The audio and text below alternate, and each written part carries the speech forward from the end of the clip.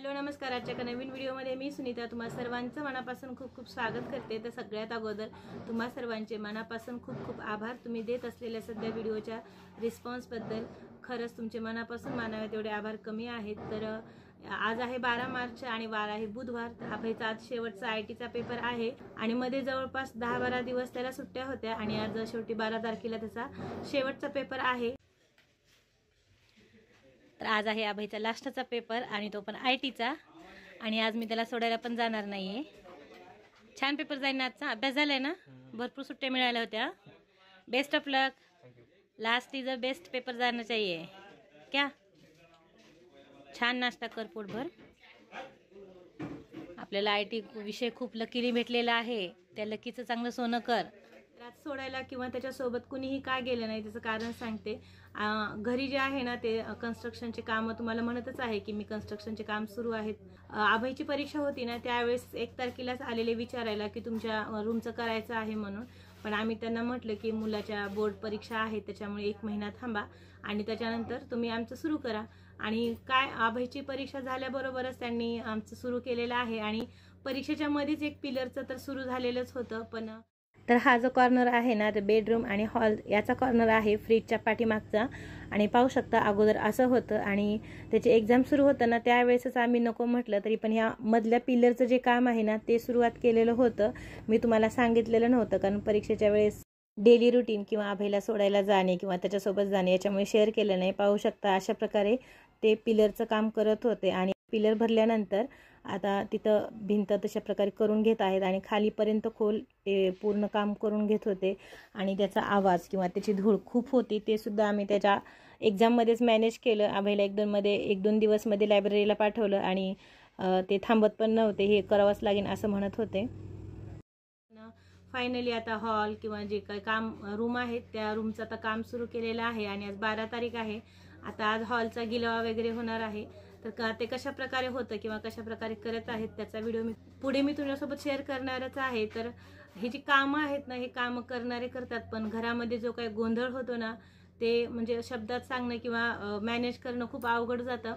कारण ते खूपच पसारा इकडलं तिकडं ॲडजस्ट करणं किंवा घरामध्ये जे काही धूळ होते ते म्हणजे खूप अवघड कंडिशन होते। त्याच्यामुळे पण मी तुमच्यासोबत डेली रुटीनचं वगैरे काही शेअर केले नाही। आमचे शिर्डीचे जे गेलेले व्हिडिओ होते मी तुमच्यासोबत ते शेअर केलेले आहेत आणि तुम्हाला ते खूप आवडलेले आहेत त्याबद्दल मनापासून खूप धन्यवाद। शनिवार रविवारमध्ये 2 दिवस सुट्टी होती ना मग शुक्रवारी प्रिया पण आलेली होती, 2 दिवस ती पण राहिली आणि तिला पण असंच घरामध्येच बसावं लागलं कारण कुठं जाता येत नव्हतं आणि घरात काम सुरू असल्यामुळे काही करता येत नव्हतं। त्याच्यामुळे तिची सुट्टी घरातच बसून गेली। यावेळेस व्हिडिओ वगैरे काही शूट केले नाहीत किंवा तिच्यासाठी स्पेशल असं काहीही केलं नाही कारण काम होतं आणि घरामध्ये सगळा गोंधळ होता त्याच्यामुळे। तर आज आहे 12 तारीख आणि उद्या 13 तारीख म्हणजे होळी आहे 13 तारखेला आणि आता 13 तारखेला संध्याकाळी मी आणि अभय माहेरी जाणार आहोत। कशासाठी? आता जाऊन आलेले तर होते मी पण आता माझ्या मामाच्या मुलाचं लग्न आहे आणि नवरी जी आहे ना ते माझ्या मावस बहिणीची मुलगी आहे। तर त्यांची लग्न बरीचशी झालेली आहेत पण मी एकटाही गेलेली नाही कारण अशाच अडचणीमुळे मी ओपन युनिव्हर्सिटीचे एक्झाम वगैरे द्यायचे त्याच्यामुळे मी गेलेली नाही। तर आता निवांत वेळ आहे। अभयला पण आता लास्ट पेपर आहे, सुट्ट्या लागणारच आहेत उद्यापासून। 13ला अगोदर माहेरी जाणार आहे, 14 तारखेला भाच्याचा म्हणजेच तुकाचा बड्डे आहे आणि 15 तारखेला लग्न आहे।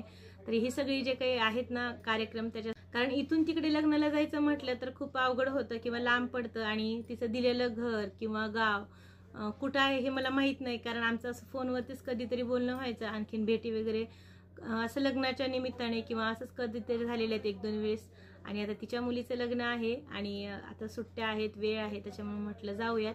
आणि तिचा पण फोन आलेला होता की आता कारण काहीही सांगू नकोस तुला यावंच लागेल त्याच्यामुळे जाणार आहे आणि सगळ्या मामाच्या मावशीच्या भेटी खूप वर्षानंतर होणार आहेत हे पण मेन कारण आहे कारण खूप वर्ष झालं मावशीला वगैरे भेटलेली नाही आहे। त्याच्यासाठी पण माझी जायची इच्छा आहे की चला या निमित्ताने तरी सगळ्या मावशींची भेट होईल, मामाची भेट होईल कारण ही जी काही नाती आहेत ना ती खूप प्रेमाची आणि आपुलकीची असतात आणि अगोदर लहानपणापासून आपण त्यांच्यासोबत किंवा त्यांना भेटलेले असतो ना तेव्हा त्यांनी लावलेला जीव किंवा त्यांचं प्रेम आपल्याला आठवतं त्याच्यामुळे त्यांना त्यांच्या भेटीची पण आता ओढ लागलेली आहे त्याच्यामुळे जायचं आहे।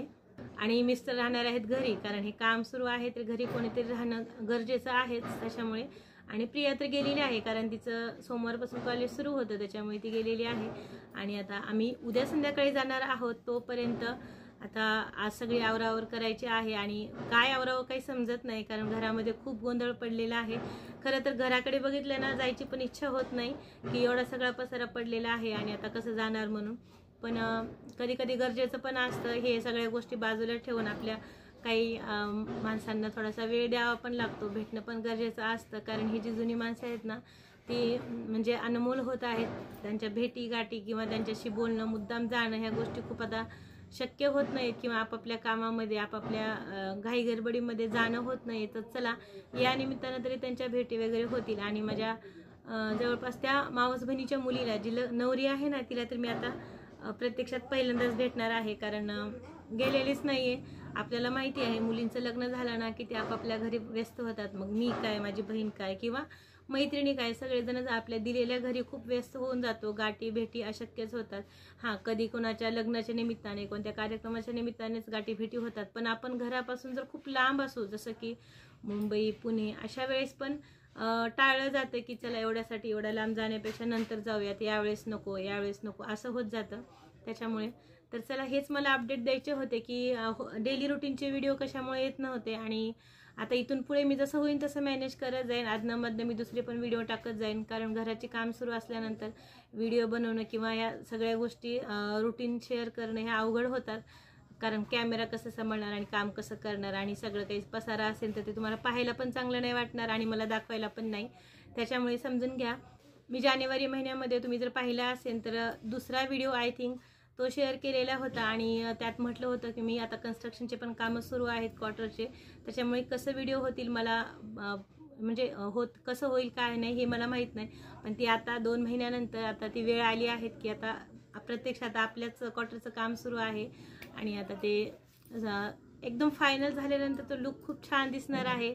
मी आतापर्यंत तुमच्यासोबत होम टूर का शेअर केली नाही तर ते क्वार्टर जे आहेत ना हे खूप जुने आहेत आणि बऱ्याच ठिकाणी असं आहे की ते म्हणजे असं पडायला झालेले किंवा असं खूप काही गोष्टी आहेत की त्या मला होम टूरसाठी मला करावंच नाही वाटलं. कारण अशा कंडिशनमध्ये मुंबईमध्ये असून अशा कंडिशनमध्ये आपण राहतो आणि कसं दाखवणार किंवा नाही चांगलं नाही वाटणार, याच्यामुळे मी व्हिडिओ शेअर केलेला नाही आहे. तर चला इथून पुढे तुम्हाला व्हिडिओ येत जातील, जशा पद्धतीने मला तुमच्यासोबत पोहोचवता येतील त्याप्रमाणे मी नक्कीच पोहोचवेल. तुम्ही माझ्या व्हिडिओला असाच सपोर्ट करत राहा, प्रेम करत जा, कमेंट करत जा तुमचं जे काही मत असेल ते, कारण कमेंट केल्यानंतरच मला समजेल की माझे व्हिडिओ तुम्हाला कसे वाटत आहेत. काही कमी असेल किंवा तुमचं काही मत असेल तर ते माझ्यापर्यंत तुम्ही पोहोचवत जा. मी सुद्धा तुम्हाला नक्कीच रिप्लाय देईन आणि देण्याचा प्रयत्नसुद्धा करेन. आणि आता मला स्वयंपाक पण करायचा आहे. 2 दिवस झाले स्वयंपाक केलेला नाही, कारण किचनवरती सगळं गळत होतं. वरचं जे आहे ना त्याचं स्टाईलचं काम सुरू होतं, स्टाईलच्या अगोदरचं, तर त्याच्यामुळे वरचं सगळं किचन वाट्यावर गळत होतं, खाली पण गळत होतं. त्याच्यामुळे 2 दिवस झाले स्वयंपाक केलाच नव्हता. आम्ही बाहेरून पार्सल मागवत होतो.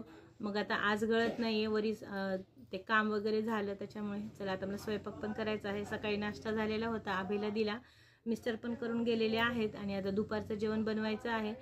चला स्वयंपाक वगैरे झालेला आहे. छान अशी शेवग्याच्या शेंगाची भाजी, भात, चपाती, काकडी आणि गाजर. तर उन्हाळ्याचं खाल्लेलं सगळं छान असतं. मी रेसिपी शेअर केलेली नाही आहे. बहिणीचा कॉल आलेला आणि मग फोनवर बोलत बोलतच सगळा स्वयंपाक झाला. भाऊजाई पण होती, आम्ही सगळेजण खूप वेळ बोलण्यातच वेळ गेला. मी माहेरी गेल्यानंतर माझ्या भाच्याचा बड्डे जो असणार आहे तर तो पण तुमच्यासोबत व्हिडिओ शेअर करेन आणि तिकडे जे केल्यानंतर जे काय आहे ते मला जसं होईल तसं तुमच्यासोबत शेअर करण्याचा नक्कीच प्रयत्न करेन. तर आता एक्सायटेड आहे लग्नाला जाण्यासाठी. चला तर मग आजच्या व्हिडिओमध्ये आपण इथेच थांबूयात. पुन्हा भेटू अशाच एका छानशा नवीन व्हिडिओमध्ये. शेवटपर्यंत व्हिडिओ पाहिल्याबद्दल तुमच्या मनापासून खूप खूप आभार. जय जिजाऊ, जय शिवराय, धन्यवाद.